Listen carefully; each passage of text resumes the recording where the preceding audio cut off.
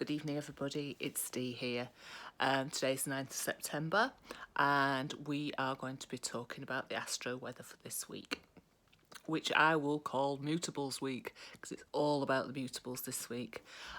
Getting involved, getting in there, making us look at things from different angles, which is always a good thing. Leading up to the full moon, of course, which is on Friday the 13th through to Saturday the 14th of October, when the weather starts to shift again towards the cardinals.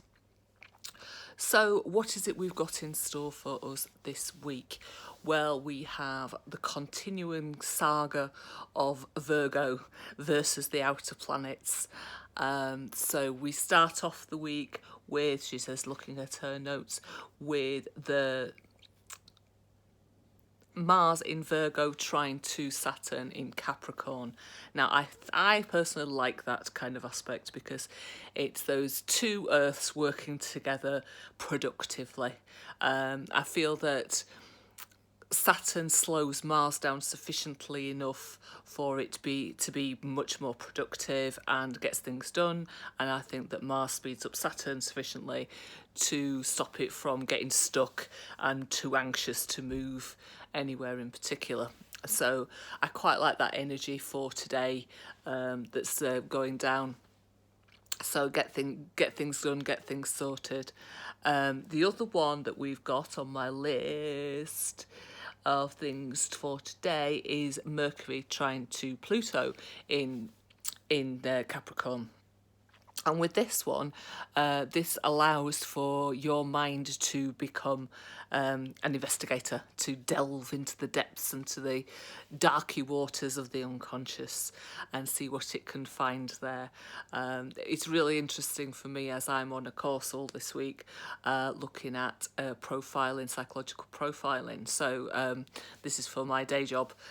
So we're going to be exploring some of Jung's work on archetypes and going to be applying that to the workplace. So that for me is obviously a very interesting one and a good use of that Mercury and Pluto energy.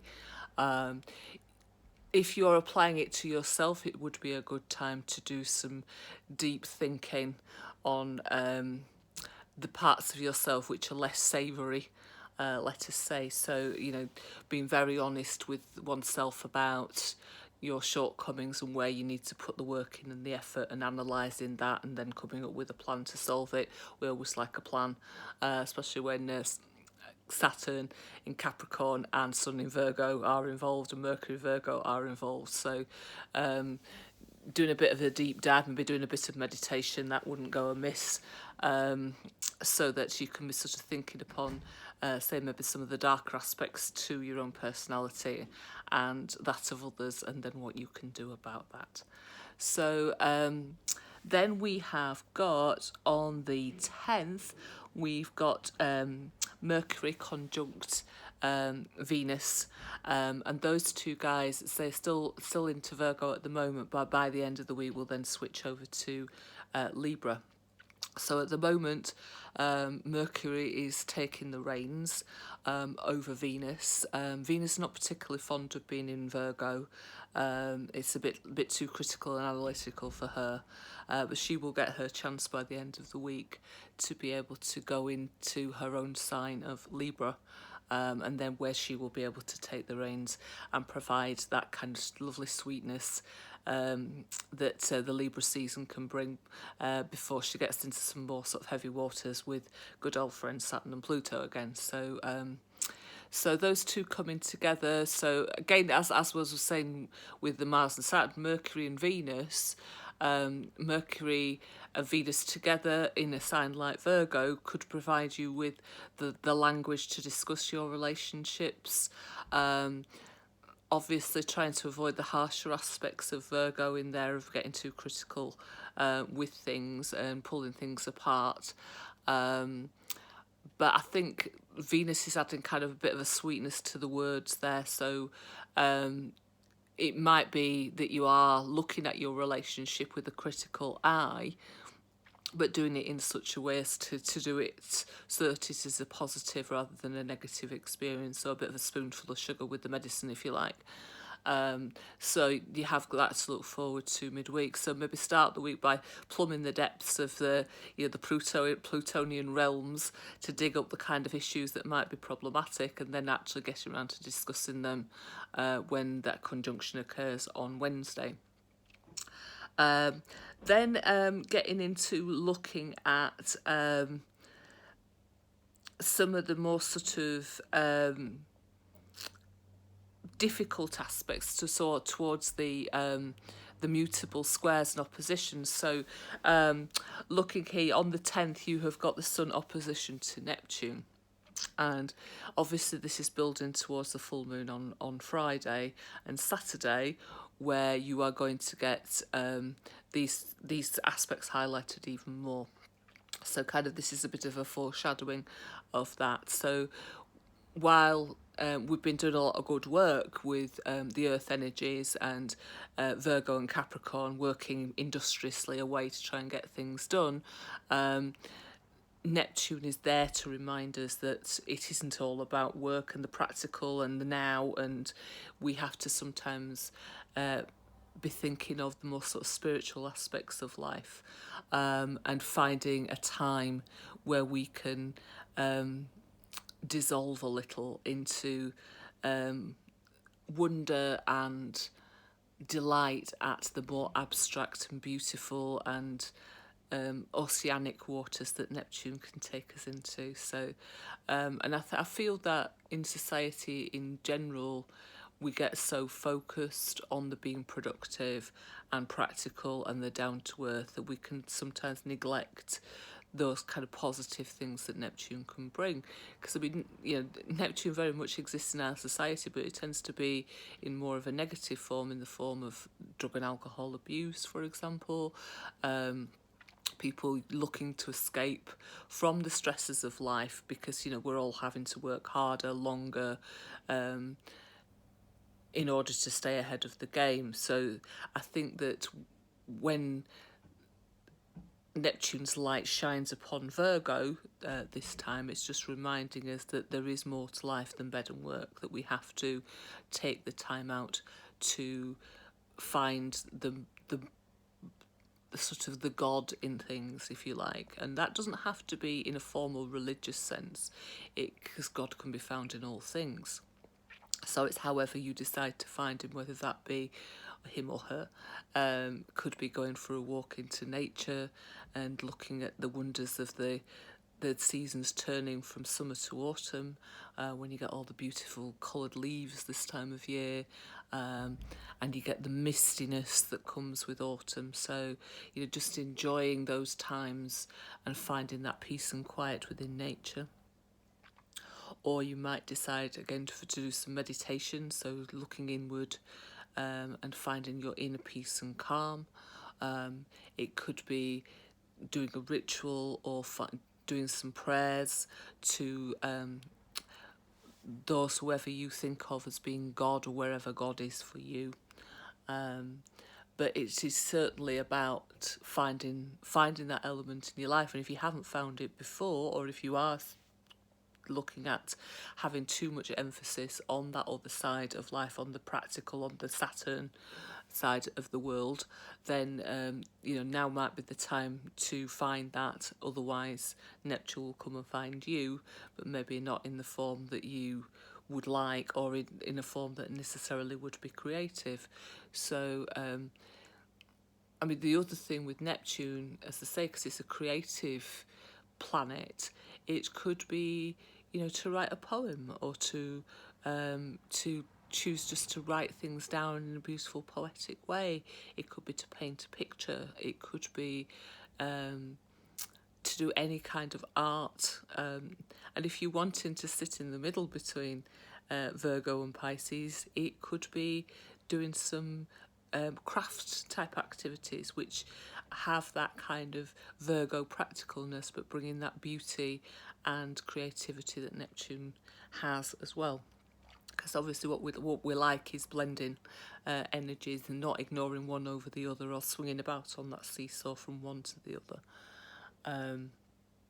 So find the Neptune in your life, find a way of expressing Neptune's energy in a positive way. Obviously, you can keep one foot on the ground. You're on your seesaw. You can keep springing up and down between the two, but don't sit one end or the other so that you're losing one at the expense of the other. So moving on then to aspects later on in the week, and we get to the full moon in Pisces, and like I say, this is all about finding the bigger picture, finding the otherness in your life.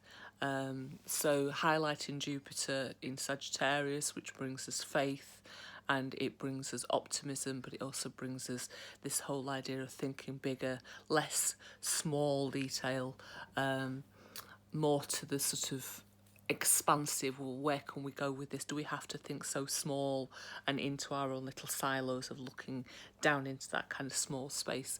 Look upwards, see what there is out there. What are our possibilities? Let's think big, making the most of that Jupiter in Sagittarius before it heads on out.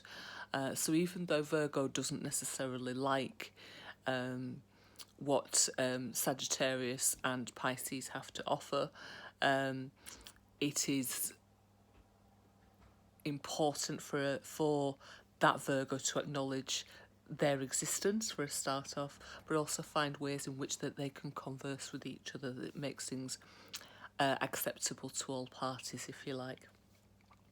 So a very interesting week if you are immutable. So where are you sat on this particular set of aspects? So if you're a Pisces or somebody with a lot of Pisces energy, you might see that highlighted by the moon, so that you might be feeling more dreamy and more sort of otherworldly than is usual, and then maybe it's for you to focus on the other side, on that Virgo, just to bring you back down to earth and focus in on the detail. You might be the person who has the Sagittarius energy, so brings that big picture Jupiter, and it's like, well, how can I have my big picture but have sufficient detail, which is the Virgo side of things, in order for that to be practicable and we can put things into action. Also, how can we involve Neptune in all of this? Because Jupiter, for all it is big, does have edges, whereas Neptune doesn't. Neptune just goes on forever, and it has this kind of oceanic, nebulous feeling to it. So how can we incorporate some of that energy into Jupiter without it, say, disappearing off into the clouds and over the horizons? So letting that Virgo pull that back, so that we can anchor down into the earth to stop those two from floating off. But I think that each of the three prongs, if you like, to this have something good to offer. So wherever you're sitting on this, if you are immutable, or whether these aspects are happening for you, it's not about favouring one over the other. It's like, how can we have this conversation, this three-way conversation between the Virgo side, the Neptune in Pisces side, and then the Jupiter in Sagittarius. So bringing all these elements together in a way that suits everybody, and that everybody has a voice and a place within that. So that's the picture. And then by the 14th, by the Saturday, we're getting, say, the Mercury and Venus switch over to being in Libra from being in Virgo, so a completely different feel as Venus takes the reins. And so the end of the month has a much sweeter, more people orientated feel to it. And I say it before it goes into the bigger aspects between Saturn and Pluto, sort of midway through at 16 degrees. So it's about making the most of that. So we'll go into a little bit more about that next week. But it is interesting that if we look at sort of events around in England, where I am obviously at the moment, you have got obviously the big events surrounding Brexit and what's going to happen with that. And the two people with the biggest influences over that, both Dominions, both very, very different. So Boris Johnson, who's a Sun Gemini, and also Jeremy Corbyn, who's a Sun Gemini. Jeremy Corbyn being much more early on, so he's got more sort of Earth in there, and also he has got Moon in Virgo. So it was interesting to see last week him stepping up to the plate and sort of doing some of the negotiations with all the other parties and working together to be able to stop what was going on and what Boris Johnson was wanting to do. So as they both will be part of the spokes on the wheel, although I think for Boris, because he's a bit later on in the sign of Gemini, it might affect him more than Jeremy Corbyn, who's right at the beginning. You will see these sort of skies coming into play, because obviously they're mutable. They fill in the other leg of the table, if you like, in Gemini. So they will have those aspects to Virgo and Pisces and Sagittarius. So, and I say particularly, I think for Boris Johnson, who's sort of more in the middle of the sign, those things will be affecting him, and seeing how that comes off, because obviously that will make a mutable cross for him. Like I say, I think Jeremy Corbyn's too far away, because I think he's right at the beginning of the sign, so he's late May rather than into June. So Mutables week. So fun and games if you are any of those signs, and obviously for those who are not, looking into how that maybe, which leg of this particular three-legged stool you feed into. So for example, if you are fire, you might be getting that through the Jupiter bit of the leg, but then seeing on how those other two parts of the stool, if you like, fit into that. Or you might be an Earth and benefiting from all these trines of Saturn and Pluto trines. But again, how can you incorporate the lessons from Neptune and Jupiter, to loosen up a bit, to think bigger, to be more creative, to bring God and otherworldliness into your practical existence. Or you might be on the water side with Neptune and learning how to put structure into your Neptune life and to bring boundaries, but still retaining some of that